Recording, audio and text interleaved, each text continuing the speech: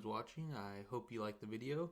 This is part 2 of What If Cars Return, and if you do like it, check out some of my other videos. I don't have much right now, but the more people who watch, the more I'll make, and leave some comments or ideas if you have any.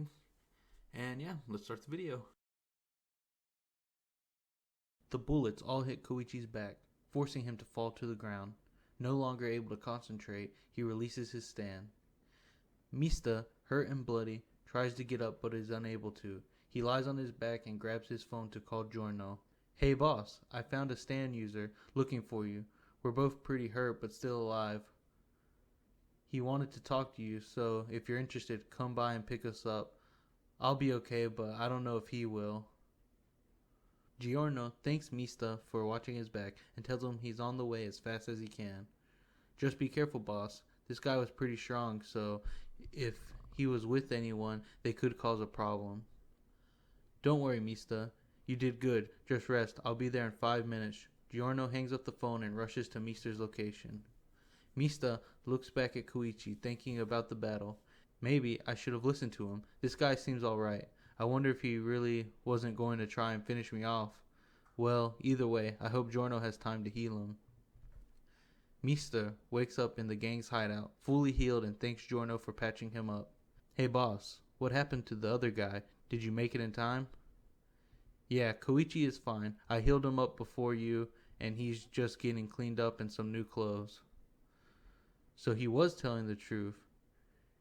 He did know you?" "Yeah, it's complicated. He knows some of my distant family. I guess there's some big trouble going on, and they want my help." "Really? Wow, sorry. I thought he was just another one of Diavolvo's old men after your spot." Koichi chimes in. "Baka, I told you to listen to me." Mista again apologizes for shooting him in the back and asks Giorno, "What's a baka?" Giorno just ignores him before Koichi apologizes in return. "Sorry for cracking your ribs and breaking your leg." Mista again looks at Giorno, who shakes his head, confirming Koichi's word. Koichi continues and asks Giorno, "So, will you come with me to America to meet up with the Joestars?" Giorno seems deep in thought before saying, "I don't know yet.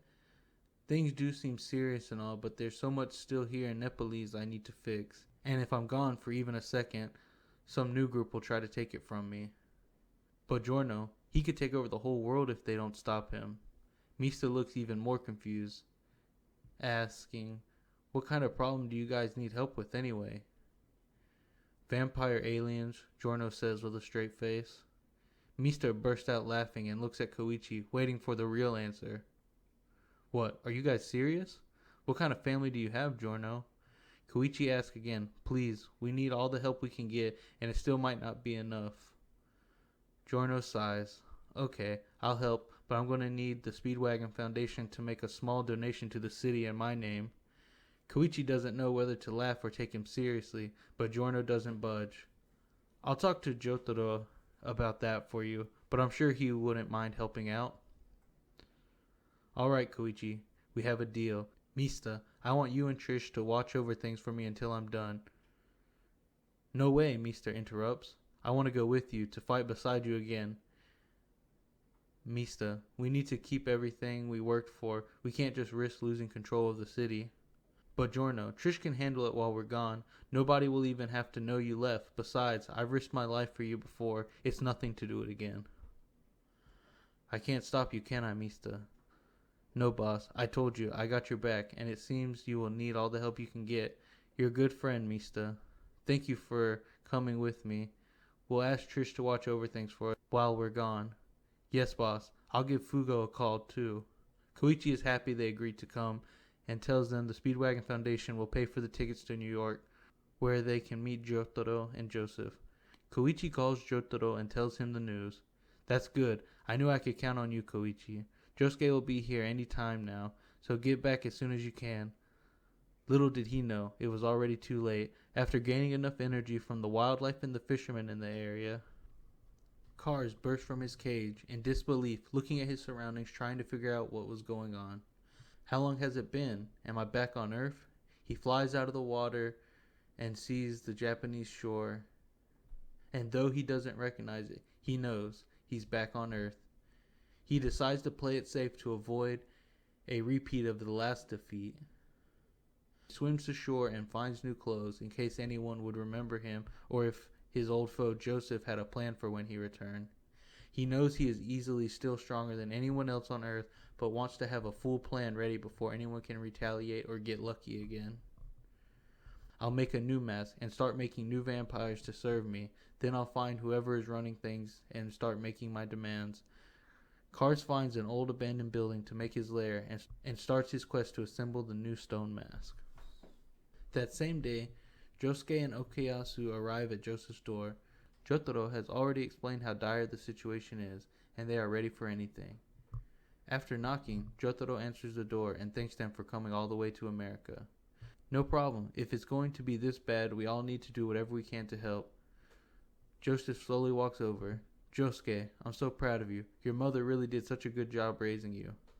Josuke, kind of annoyed, but still respectful, thanks Joseph for the compliment and asks Joseph what should we do first. While we wait for the others to get here, I want to show you the basics of Hamon. What's Hamon? Okuyasu asks before Josuke can speak. Jotaro, explain while I get myself ready. Okay, Gigi. Hamon is basically using your body to make the same energy the sun creates, and it's used to kill vampires. Both Okuyasu and Josuke look amazed as they listen to Jotaro continue his explanation.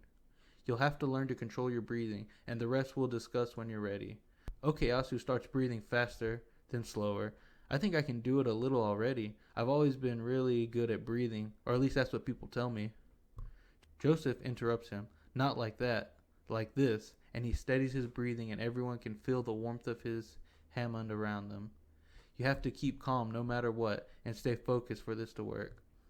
So this is what you'll need to kill Kars? Josuke asks, feeling more confident about the task ahead of them. Sadly, no. This won't stop Kars. He's grown too strong for this to work, but I'm sure he'll make a new vampire army to help him take over the world, and this will be able to kill them at least. Joseph, no longer able to keep his breathing steady, stops and sits down. Sadly, this is all I can do nowadays. Jotaro will have to help you from here. Joseph thanks them for coming and tells them if he's needed to come get him, but he has to lay down for now. Jotaro turns to the two young men. I'm not that good at using Hamon, but I can get you started on the technique. It will be up to you to further develop it, and we'll keep practicing until Koichi and everyone else arrives. So for the next 26 hours, Jotaro trains them in Hamon breathing. Jotaro improves slightly, becoming able to use it for longer than ever before, while Okuyasu never comes close to Hamon breathing. But Josuke learns almost immediately, and before long is even better than Jotaro, and is able to keep it up for several minutes longer than him. Jotaro tells him how Joseph was able to learn it by himself, and could almost do it his whole life, without even being properly taught. Josuke brushes this off as a coincidence, and tells Jotaro it must just be his good teaching that helped him learn it. But, with the others on the way from the airport, it was time for them to make a plan to go after Kars. Earlier that day, the Speedwagon Foundation had told Jotaro the meteor in the ocean had disappeared, so they knew Kars was already a few steps ahead, so time for them was running out, but for Kars, his time had just begun.